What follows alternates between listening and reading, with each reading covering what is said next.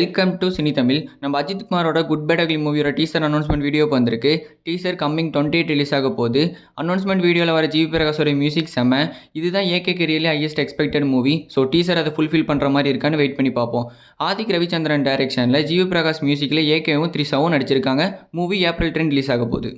நம்ம சந்தான ஆக்டிங்கில் நெக்ஸ்ட் வரப்போகிற படம் தான் டிடி நெக்ஸ்ட் லெவல். இந்த படத்தோட ஃபர்ஸ்ட் சிங்கிள் வந்து நாளை காலைல 11 மணிக்கு வரப்போகுது. Song name கிசா.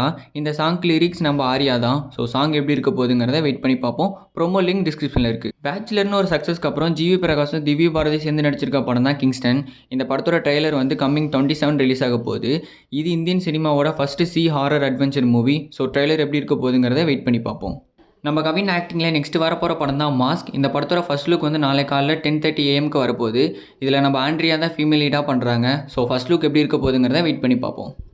திரௌபதி, ருத்ரதாண்டவம், பகாசுரன் இந்த மாதிரி சோசியல் மெசேஜோடு சேர்ந்து கான்ட்ரவர்சி படங்கள் எடுத்தவர் தான் மோகன்ஜி. அவர் எடுக்க போகிற அடுத்த படத்தோட அனௌன்ஸ்மெண்ட் வீடியோ நாளைக்கு வரப்போகுது. ஸோ இது என்ன மாதிரி படமாக இருக்க போகுதுங்கிறத வெயிட் பண்ணி பார்ப்போம். இந்த மாதிரி மூவி கான்செப்டை கேட்கவும் தொடர்ந்து அப்டேட்ஸை தெரிஞ்சுக்கொள்ளவும் ஃபாலோ பண்ணுங்கள் சினி தமிழ் சேனலை.